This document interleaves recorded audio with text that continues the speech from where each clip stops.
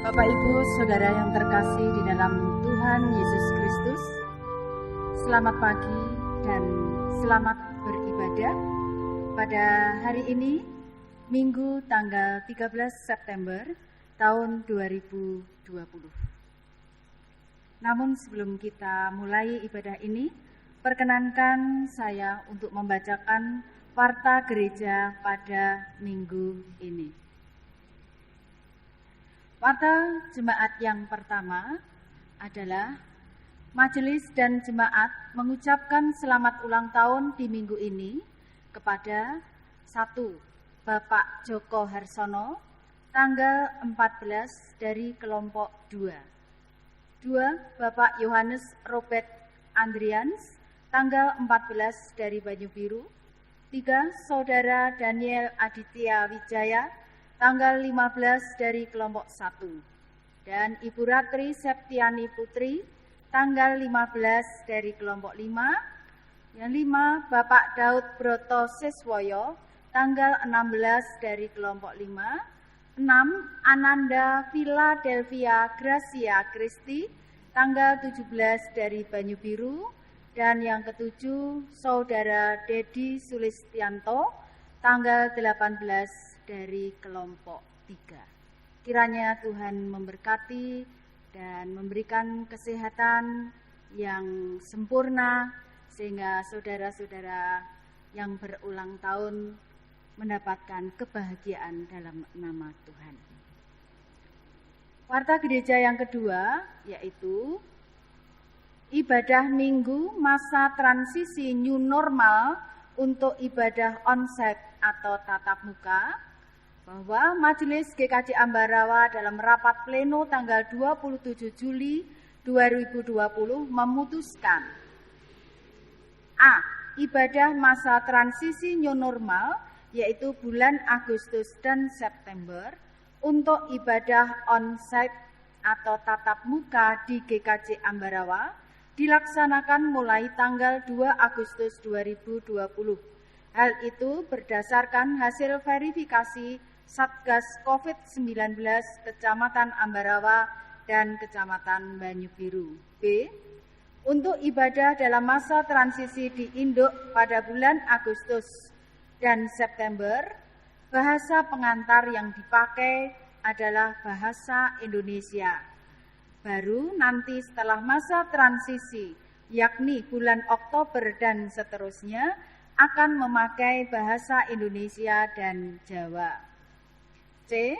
Ibadah masa transisi new normal dilakukan dengan memperhatikan protokol kesehatan secara ketat. Dimohon kedisiplinan segenap warga yang ikut ibadah. Ibadah dilakukan dengan jadwal pembagian waktu sebagai berikut. Ibadah pagi pada pukul 9 untuk Ambarawa pagi dan Pepantan Banyubiru. Dengan sebelumnya diawali pemeriksaan suhu badan pada pukul 8.30.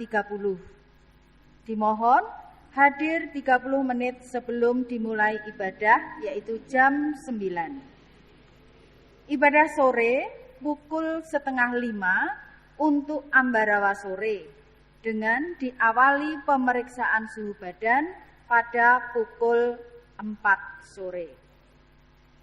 D. Sesuai protap dan anjuran Satgas, jumlah jemaat yang boleh hadir beribadah dibatasi, yakni separuh daya tampung gereja. E. Selanjutnya, majelis bersama pengurus tiap-tiap kelompok dipersilakan mendata warga yang akan ikut ibadah baik pagi maupun sore. F. Bagi warga jemaat yang belum bisa beribadah secara langsung, masih bisa beribadah di rumah secara daring atau online. Untuk itu mohon perhatian, dukungan dan doa dari semua warga jemaat. Tuhan memberkati. Berikutnya mohon dukungan doa dari semua warga jemaat untuk Ibu Siti Juwariah dari kelompok 2, Bapak Yonatan Soekarno kelompok 3, dan Bapak Slamet Pujianto kelompok 5 yang sedang dalam masa pemulihan setelah rawat inap di RSU Dr. Gunawan Mangunkusumo Ambarawa. Tuhan memberkati. Berikut verifikasi keuangan akan dilaksanakan. Verifikasi keuangan GKJ Ambarawa Pepantan Banyu Biru besok pada hari Senin tanggal 14 September 2020 yang bertempat di gedung GKJ Ambarawa, Jalan MGR Sugio Pranoto SC nomor 1 Ambarawa dan dimulai pukul 5 sore. Mohon perhatian, dukungan dan doa dari semua warga jemaat serta kehadiran MPH dan Komisi Pemeriksa dan Pengawas Keuangan. Tuhan memberkati. Berikutnya akan diadakan PA Adi Yuswo GKJ Ambarawa besok pada hari Rabu tanggal 16 September 2020 yang bertempat di gedung GKJ Ambarawa Jalan MGR Sugio Pranoto SC nomor 1 Ambarawa dan dimulai pukul 4 sore. Mohon perhatian, dukungan, dan doa dari semua warga jemaat. Tuhan memberkati. Demikian warta gereja pada minggu ini.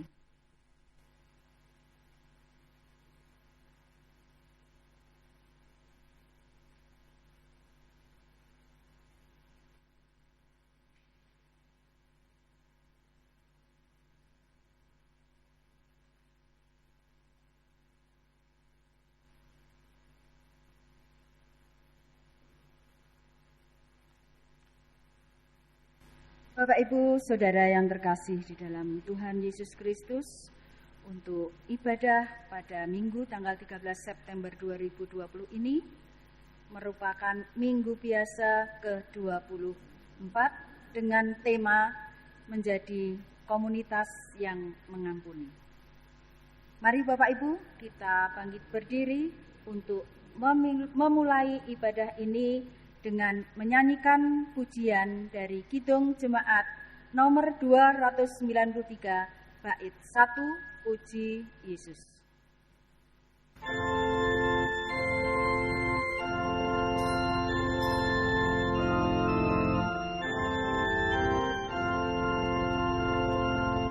Puji Yesus, pujilah Juru Selamat, langit bumi maklumkan kasih-Nya.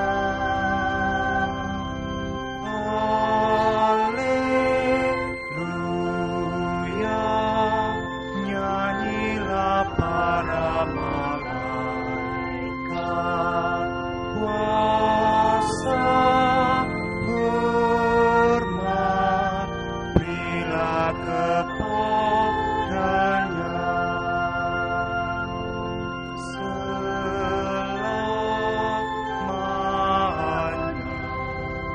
Yesus Gembala kita, siang malam kita didukungnya. Puji Dia, beritakan keagungannya. Puji Dia, mari bernyanyilah. Jemaat milik Tuhan Yesus Kristus, mari ibadah kita khususkan berdasarkan pengakuan kita yang demikian. Bahwa Tuhan yang menciptakan langit dan bumi adalah sumber pertolongan kami. Oleh karena itu, terimalah salam rasuli. Kasih karunia dan damai sejahtera dari Allah Bapa kita dan Tuhan Yesus Kristus ada pada saudara sekalian. Amin. Dipersilahkan duduk. Mari kita ungkapkan rasa syukur kita dengan Kidung Jemaat 293 tadi, bait yang kedua. Puji Yesus, pujilah Juru Selamat.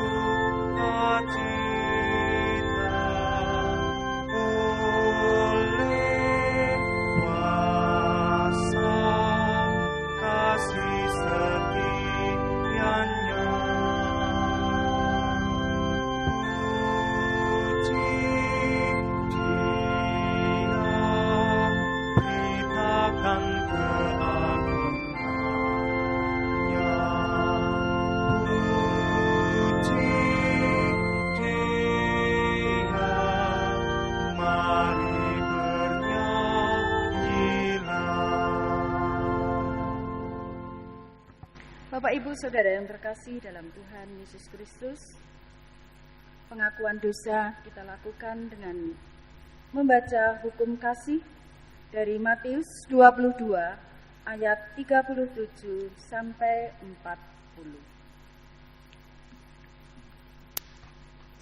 Jawab Yesus kepadanya, "Kasihilah Tuhan Allahmu dengan segenap hatimu, dan dengan segenap jiwamu, dan dengan segenap akal budimu. Inilah hukum yang terutama dan yang pertama. Dan hukum yang kedua, yang sama dengan itu ialah, kasihilah sesamamu manusia seperti dirimu sendiri. Pada kedua hukum inilah tergantung seluruh hukum Taurat dan kitab para nabi." Mari pengakuan dosa ini kita sanggupi dengan nyanyian penyesalan dosa dari Kidung Jemaat nomor 27 bait yang pertama. Meski tak layak diriku.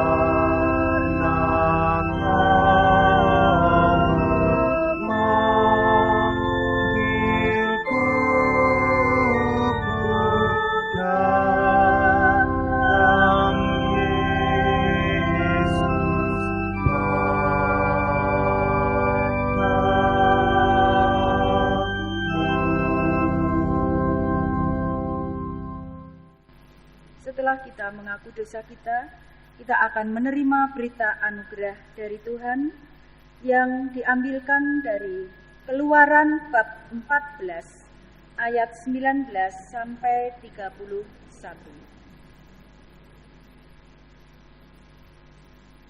Keluaran 14 ayat 19 sampai 31. Kemudian bergeraklah malaikat Allah yang tadinya berjalan di depan tentara Israel, lalu berjalan di belakang mereka dan tiang awan itu bergerak dari depan mereka, lalu berdiri di belakang mereka. Demikianlah tiang itu berdiri di antara tentara orang Mesir dan tentara orang Israel. Dan oleh karena awan itu menimbulkan kegelapan, maka malam itu lewat, sehingga yang satu tidak dapat mendekati yang lain semalam-malaman itu. Lalu Musa mengulurkan tangannya ke atas laut, dan semalam-malaman itu Tuhan menguakkan air laut dengan perantaraan angin timur yang keras, membuat laut itu menjadi tanah kering. Maka terbelahlah air itu. Demikianlah orang Israel berjalan dari tengah-tengah laut di tempat kering, sedang di kiri dan di kanan mereka air itu sebagai tembok bagi mereka. Orang Mesir mengejar menyusul mereka. Segala kuda Firaun, keretanya, dan orangnya yang berkuda sampai ke tengah-tengah laut. Dan pada waktu jaga pagi, Tuhan yang di dalam tiang api dan awan itu memandang kepada tentara orang Mesir. Lalu dikacaukannya tentara orang Mesir itu. Ia membuat roda keretanya berjalan miring dan maju dengan berat. Sehingga orang Mesir berkata, "Marilah kita lari meninggalkan orang Israel, sebab Tuhanlah yang berperang untuk mereka melawan Mesir." Berfirmanlah Tuhan kepada Musa, "Ulurkanlah tanganmu ke arah laut, supaya air berbalik meliputi orang Mesir, meliputi kereta mereka dan orang mereka yang berkuda." Musa mengulurkan tangannya ke atas laut. Maka menjelang pagi berbaliklah air laut ke tempatnya, sedang orang Mesir lari menuju air itu. Demikianlah Tuhan mencampakkan orang Mesir ke tengah-tengah laut. Berbaliklah segala air itu, lalu menutupi kereta dan orang berkuda dari seluruh pasukan Fir'aun yang telah menyusul orang Israel itu ke laut. Seorang pun tidak ada yang tinggal dari mereka. Tetapi orang Israel berjalan di tempat kering dari tengah-tengah laut, sedang di kiri dan kanan mereka air itu sebagai tembok bagi mereka. Demikianlah pada hari itu Tuhan menyelamatkan orang Israel dari tangan orang Mesir. Dan orang Israel melihat orang Mesir mati terhantam di pantai laut. Ketika dilihat orang Israel, betapa besarnya perbuatan yang dilakukan Tuhan terhadap orang Mesir, maka takutlah bangsa itu kepada Tuhan, dan mereka percaya kepada Tuhan dan kepada Musa hambanya itu. Kita juga akan menerima petunjuk hidup baru yang diambil dari Roma bab 14 ayat 1 sampai 12.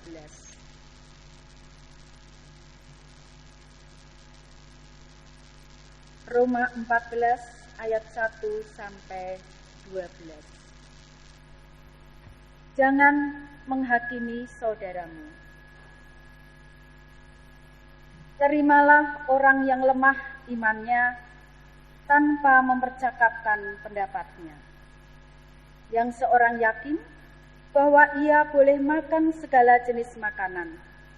Tetapi orang yang lemah imannya hanya makan sayur-sayuran saja.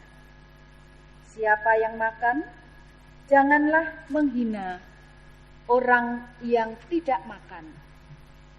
Dan siapa yang tidak makan, janganlah menghakimi orang yang makan, sebab Allah telah menerima orang itu. Siapakah kamu, sehingga kamu menghakimi hamba orang lain? Entahkah ia berdiri, entahkah ia jatuh, itu adalah urusan tuannya sendiri. Tetapi ia akan tetap berdiri, karena Tuhan berkuasa menjaga dia terus berdiri. Yang seorang menganggap hari yang satu lebih penting daripada hari yang lain, tetapi yang lain menganggap semua hari sama saja. Hendaklah setiap orang benar-benar yakin dalam hatinya sendiri. Siapa yang berpegang pada suatu hari yang tertentu, ia melakukannya untuk Tuhan. Dan siapa makan, ia melakukannya untuk Tuhan, sebab ia mengucap syukur kepada Tuhan. Dan siapa tidak makan, ia melakukannya untuk Tuhan, dan ia juga mengucap syukur kepada Allah.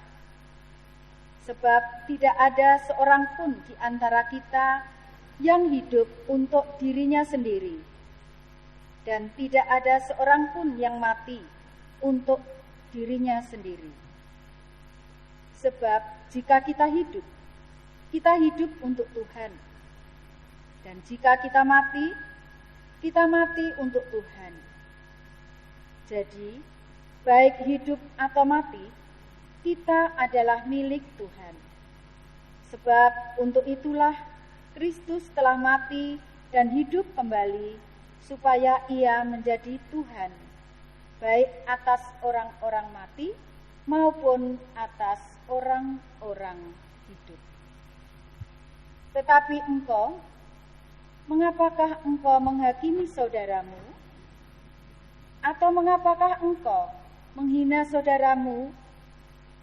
Sebab kita semua harus menghadap tahta pengadilan Allah. Karena ada tertulis, demi aku hidup, demikianlah firman Tuhan. Semua orang akan bertekuk lutut di hadapanku, dan semua orang akan memuliakan Allah. Demikianlah setiap orang di antara kita akan memberi pertanggungan jawab tentang dirinya sendiri kepada Allah.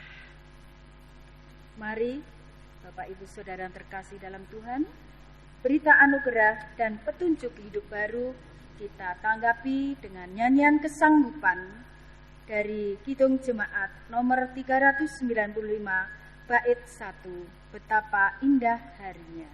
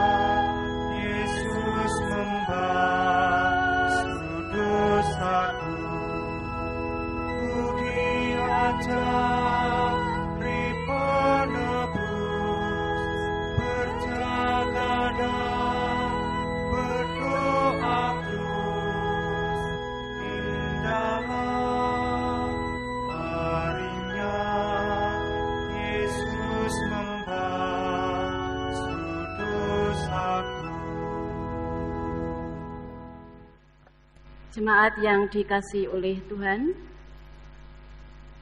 kita diberikan kesempatan untuk datang membawa tanda syukur kita, persembahan kita.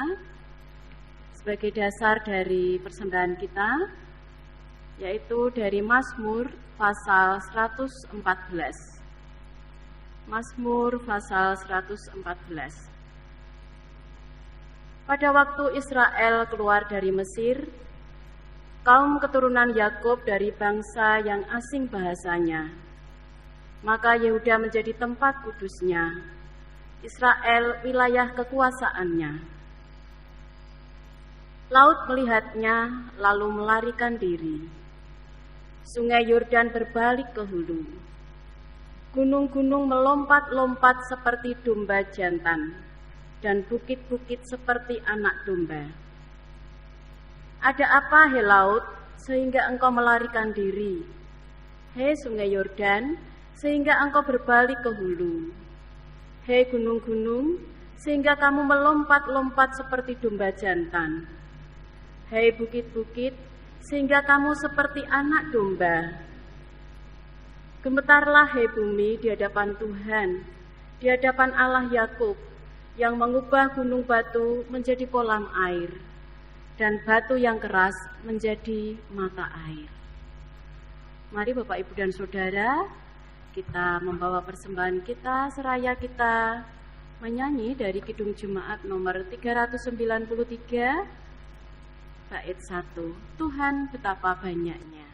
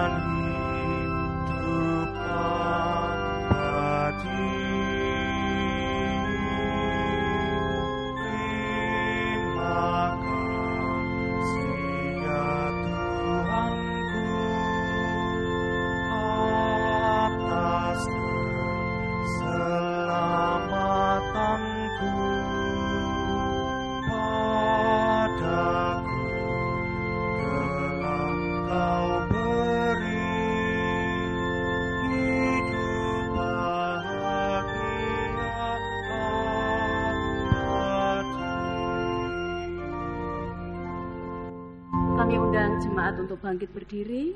Mari kita aturkan persembahan kita di dalam doa. Mari kita berdoa. Seperti nyanyian yang kami naikkan Tuhan, betapa banyaknya berkat yang sudah Kau berikan kepada setiap kami, sehingga kami boleh merasakan sampai hari ini pemeliharaan-Mu. Terima kasih Tuhan untuk keselamatan yang Tuhan anugerahkan kepada kami. Terima kasih ya Yesus. Bapa, rasa syukur kami, rasa terima kasih kami ungkapkan bersama dengan kami datang membawa persembahan kami.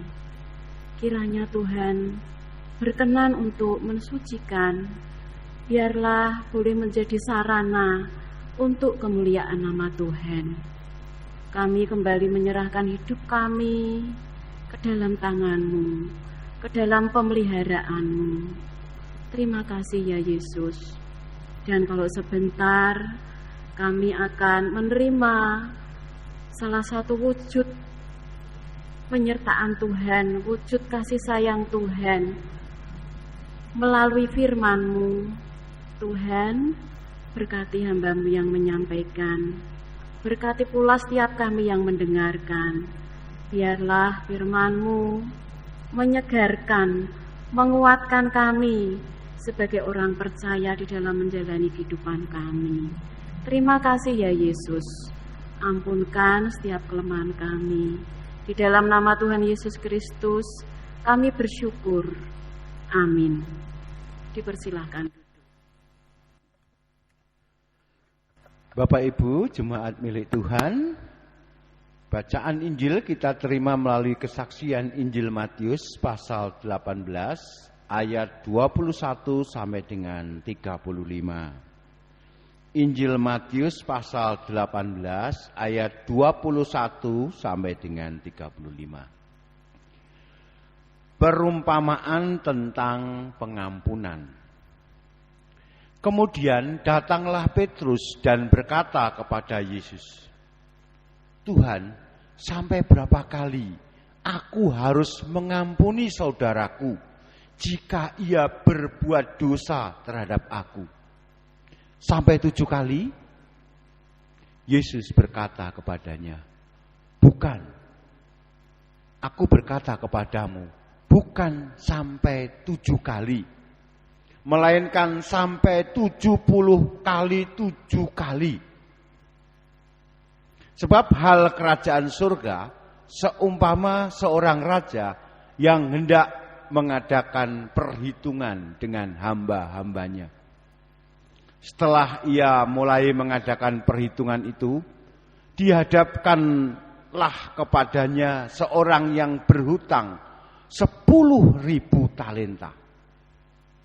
Tetapi karena orang itu tidak mampu melunaskan hutangnya, raja itu memerintahkan supaya ia dijual beserta anak istrinya dan segala miliknya untuk membayar hutangnya.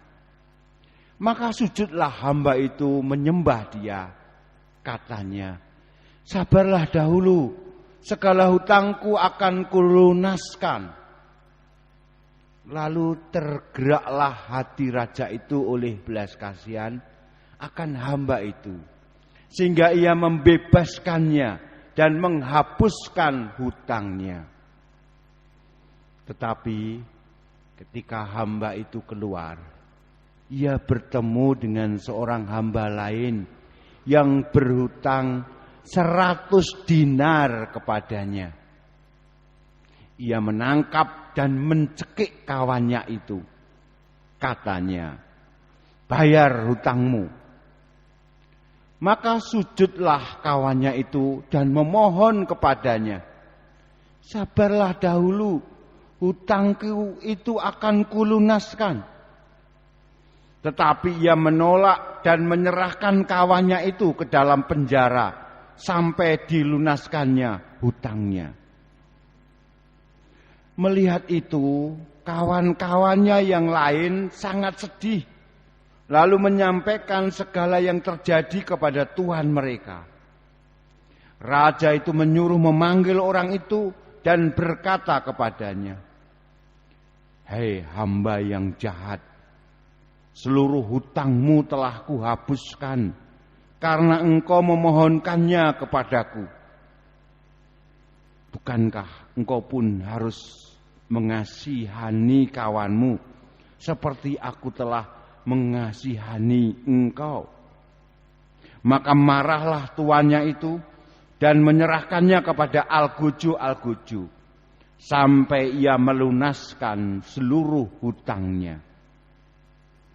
Maka Bapakku yang di surga akan berbuat demikian juga terhadap kamu, apabila kamu masing-masing tidak mengampuni saudaramu dengan segenap hatimu. Yang berbahagia ialah mereka yang mendengarkan firman Tuhan dan yang memelihara. Haleluya. Amin. Bapak Ibu yang terkasih, tema menjadi komunitas yang mengampuni. Melalui 4 bacaan ini saya buat subtema yang sederhana, yaitu pengampunan dan kemajemukan. Jadi kita nggak usah berbicara tentang komunitas yang mengampuni, tidak. Kita bicara soal 2 hal saja, pengampunan dan kemajemukan. Nah, Bapak Ibu yang terkasih, melalui 4 bacaan hari ini sebenarnya ada 3 topik yang disinggung. Ada 3 hal. Ini yang sebenarnya saling bergantung satu sama lain. Yaitu yang pertama topik pembebasan, yang kedua topik pengampunan, dan yang ketiga topik pluralitas atau kemajemukan. Ini sebenarnya 3 topik yang disinggung oleh 4 bacaan. Bacaan Mazmur sama dengan bacaan Keluaran, ya. Lalu ada bacaan Roma dan bacaan Injil Matius.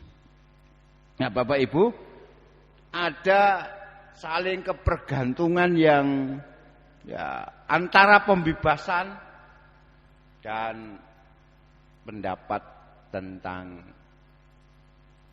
tindakan kekerasan. Ya.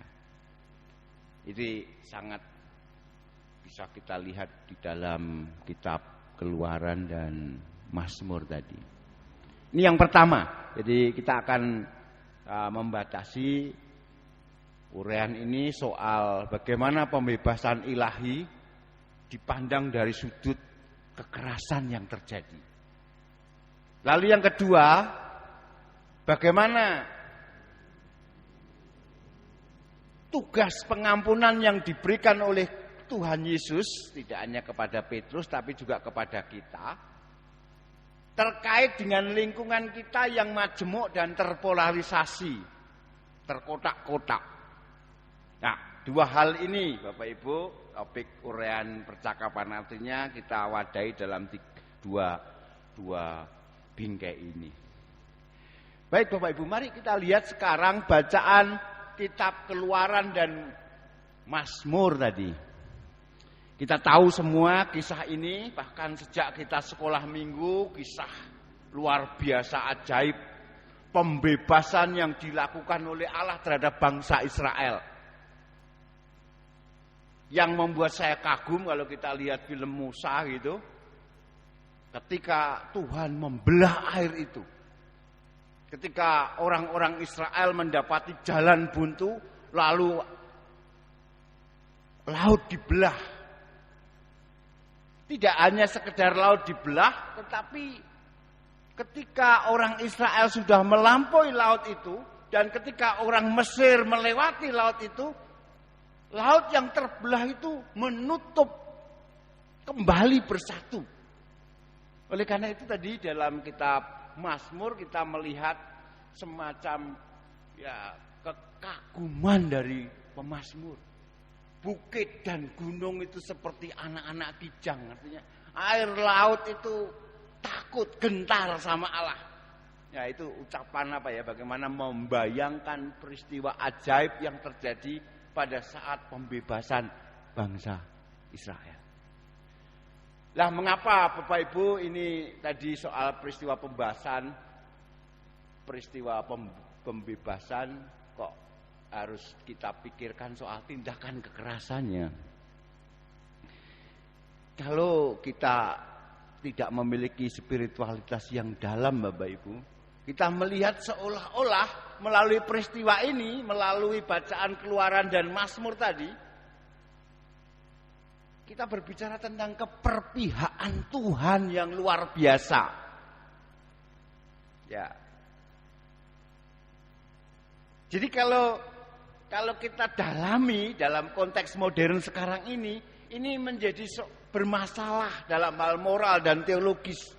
Kita berhadapan atau kisah ini bisa menghilami sesuatu pandangan atau keyakinan seolah-olah Tuhan itu dengan tegas mendukung sekelompok orang dan menghancurkan kelompok yang lain.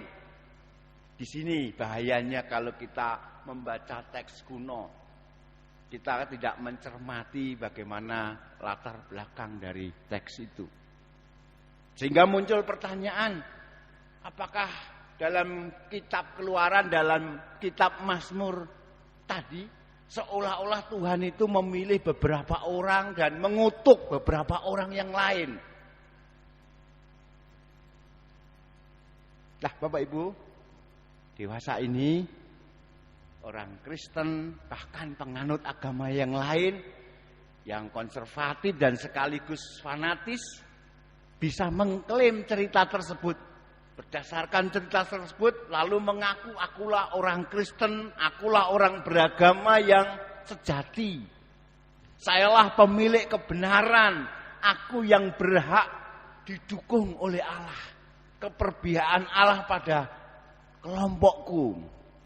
Sehingga seringkali tidak jarang di luar negeri maupun di dalam negeri, kita mendapati adanya sikap ketidaksopanan bahkan kekerasan berdasarkan keyakinan agama.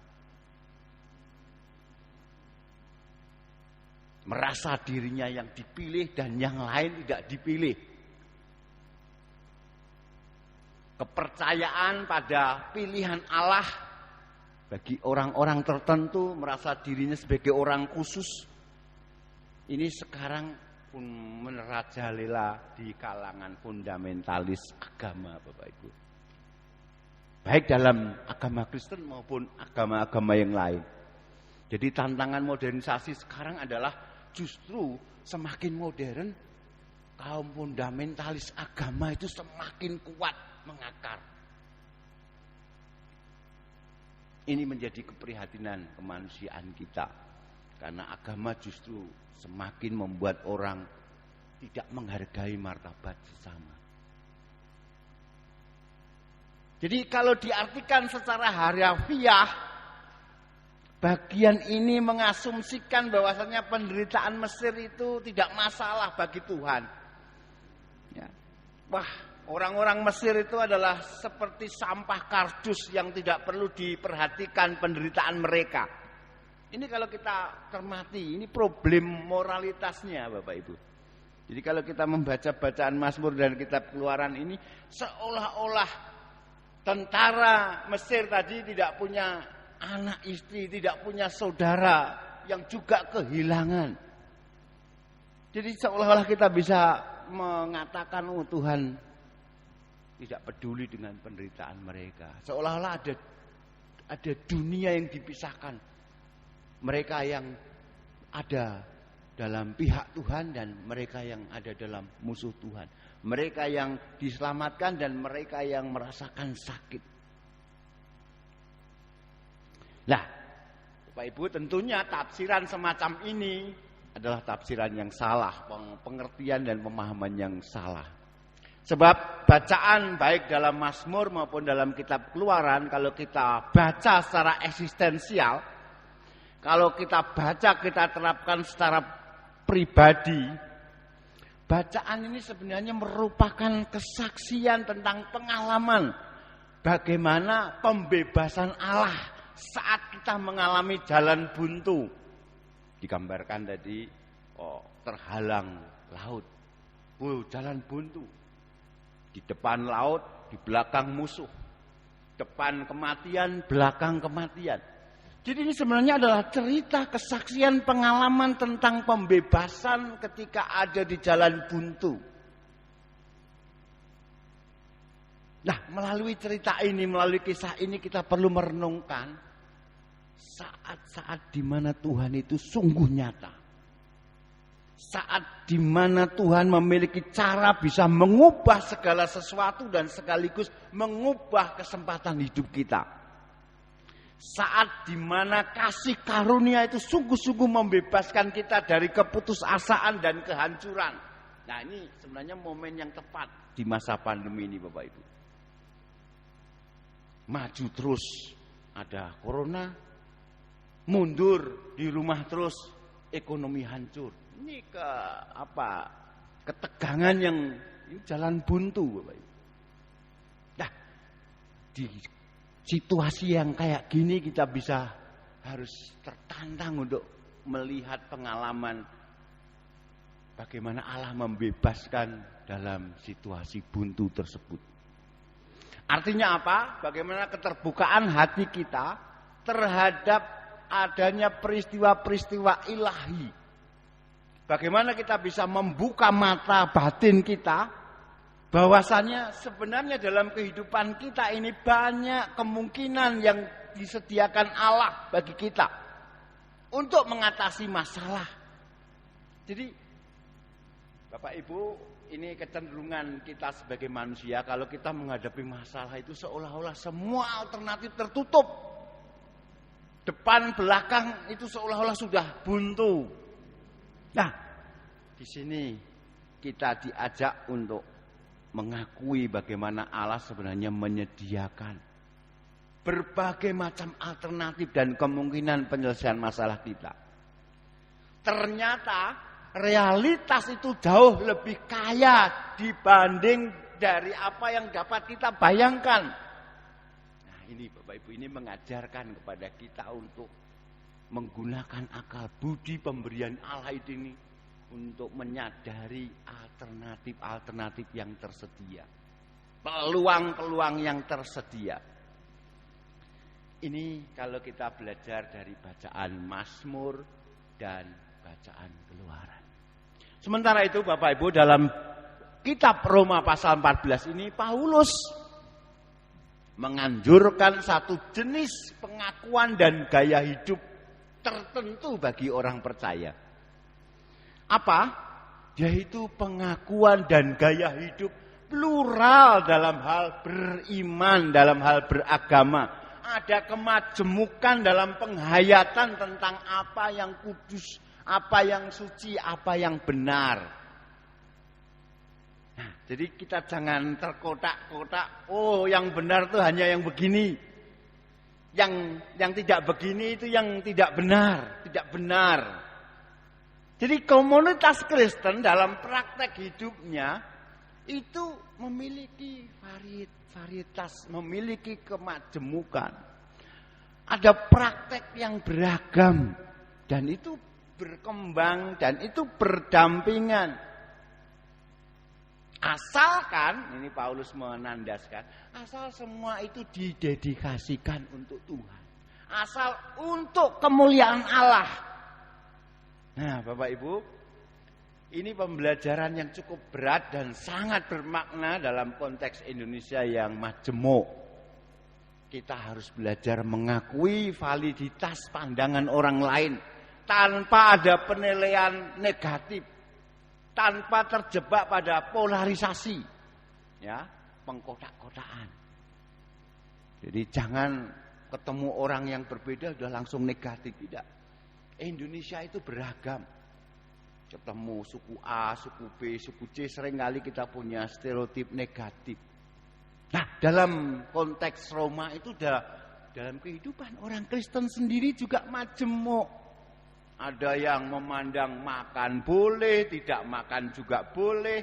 Ada yang memandang hari-hari ini baik, ada yang mengatakan hari-hari ini ya sama baiknya. Sebenarnya itu hanya soal opsional, pilihan, kemungkinan untuk menghayati kepercayaan. Tapi Paulus juga mengingatkan, hati-hati. Keyakinan dan praktek beragama kita bisa menjadi penyembahan berhala, manakala itu semua kita lakukan hanya untuk diri sendiri. Sebagai cara untuk mengagungkan diri, untuk membanggakan diri, bukan untuk menghormati Tuhan. Nah, ini yang harus kita waspadai. Jadi terhadap orang lain kita harus melihat, oh itu cara penghayatan dia. Jadi Rasul Paulus mengajarkan, mari kita tempatkan Tuhan sebagai pusat kehidupan kita. Kita tempatkan Tuhan sebagai pusat dalam kehidupan komunitas kita. Ya. Tuhan itu kalau dilihat dari sisi kiri, dari sisi kanan, dari samping dan sebagainya, ternyata ada relativitas. Ada variasi-variasi dan itu tergantung dari pengalaman. Dan itu diterapkan dalam praktek berbakti masing-masing. Ini kalau kita bicara dalam bacaan Roma. Mari sekarang Bapak Ibu kita lihat dalam bacaan Injil. Menarik kalau kita lihat dalam bacaan Injil, berisi tanggapan Yesus, jawaban Yesus atas pertanyaan Petrus. Petrus itu sebenarnya sudah menjadi orang Yahudi yang baik. Orang Yahudi yang baik itu mengatakan gigi ganti gigi. Ya, sesuai hukum. Atau kalau mau mengampuni, memaafkan ya 3 kali lah. Di sini Petrus mengatakan 7 kali Tuhan. Tapi Tuhan mengatakan bukan 7 kali. Nah, Tuhan Yesus lalu memberikan perumpamaan. Jadi dalam Injil Matius ini mau mengingatkan kita itu sebenarnya ada dalam posisi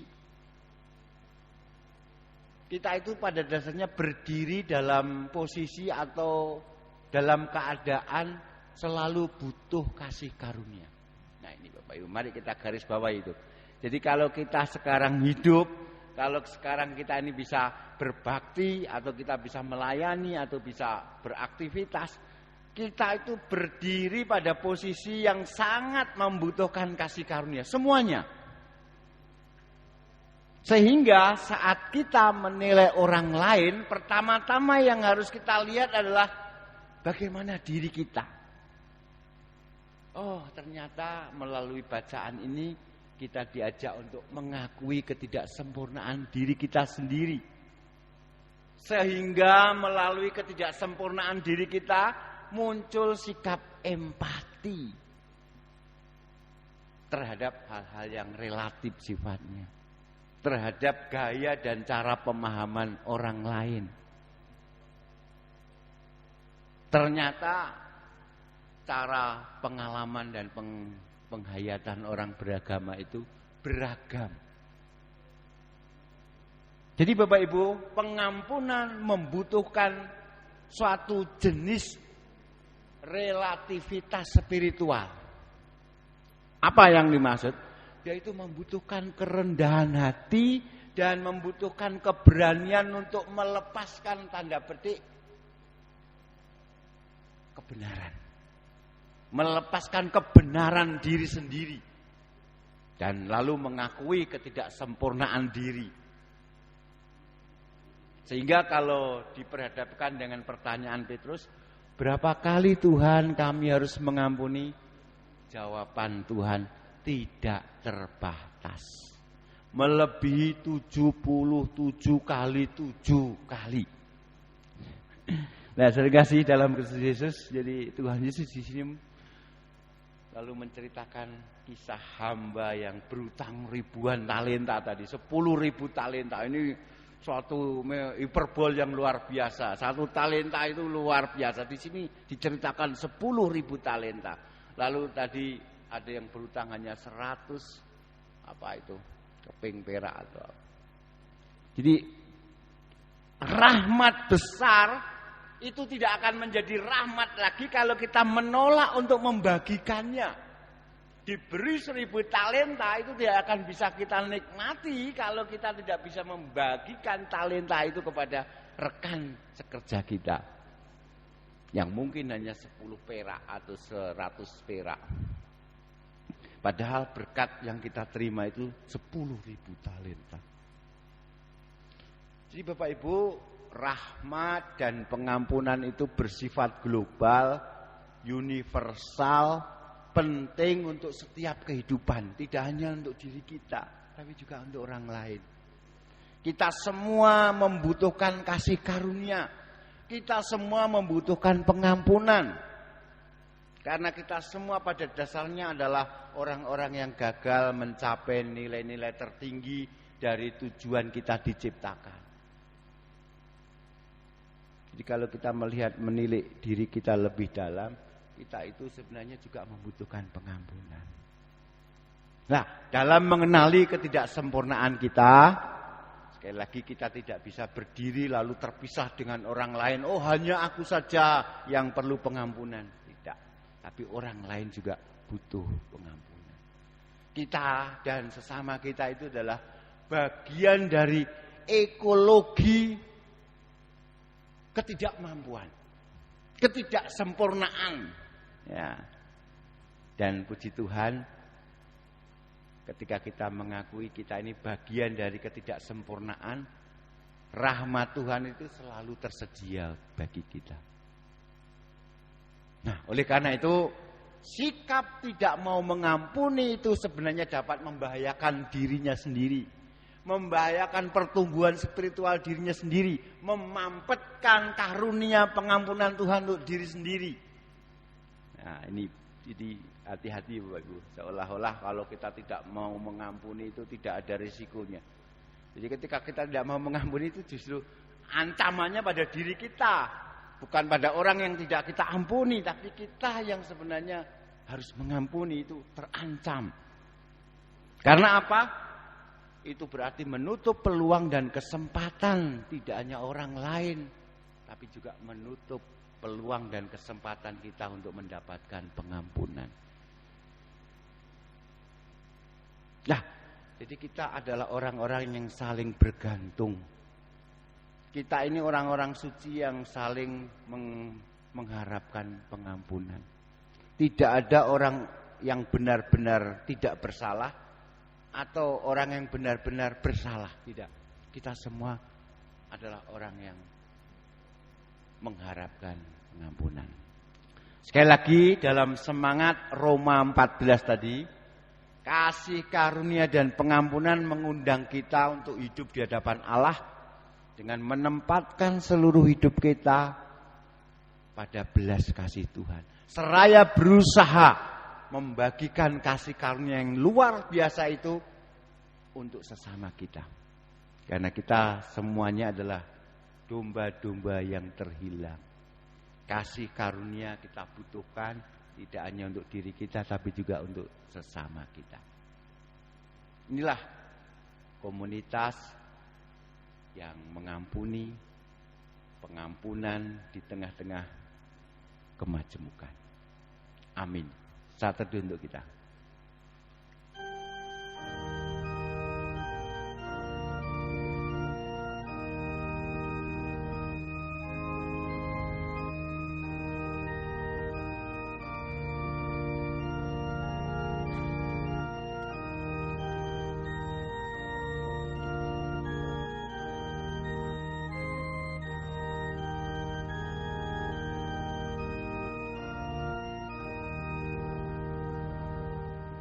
Bapa yang bertahta dalam kerajaan surga yang mulia, pada kesempatan yang indah ini kami menyerahkan setiap orang yang kami kasihi, anggota keluarga kami satu persatu. Kami juga menyerahkan kehidupan bersama kami di tengah-tengah masyarakat, di tengah-tengah kehidupan bergereja, bahkan dalam kehidupan berbangsa dan bernegara.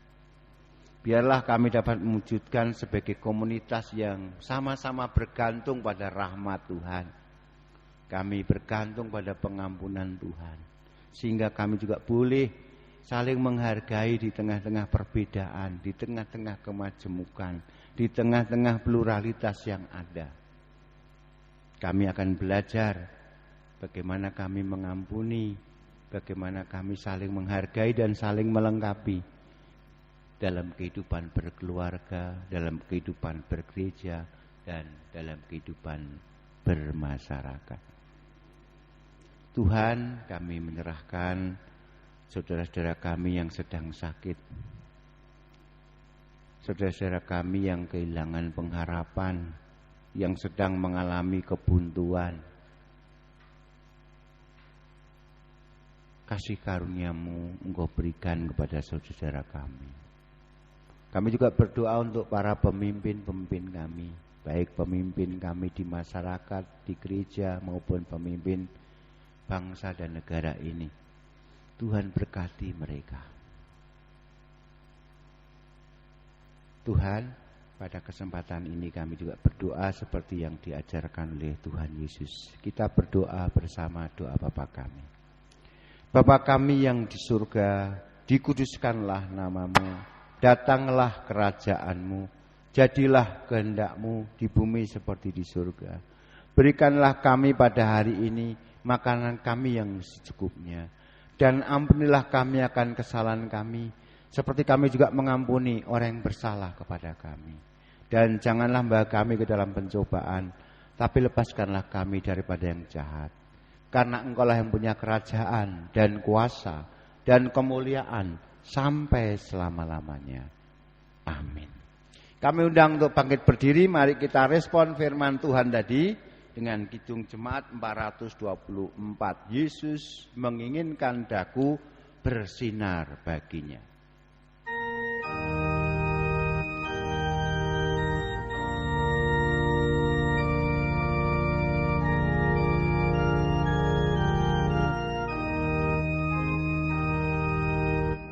Yesus menginginkan daku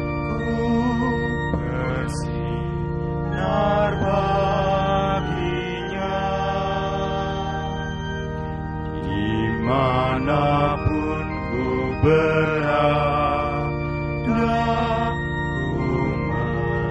mengenangkannya.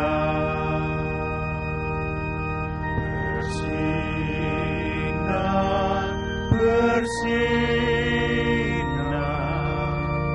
itulah kehendak Yesus.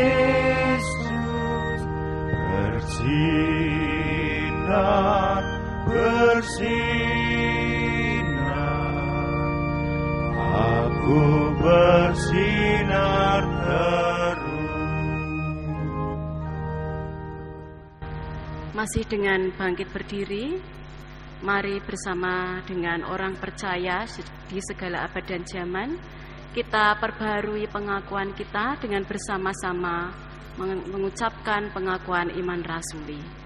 Aku percaya kepada Allah Bapa yang Maha Kuasa, Khalik langit dan bumi, dan kepada Yesus Kristus anaknya yang tunggal Tuhan kita, yang dikandung daripada Roh Kudus, lahir dari anak darah Maria, yang menderita di bawah pemerintahan Pontius Pilatus, disalibkan, mati dan dikuburkan, turun ke dalam kerajaan maut.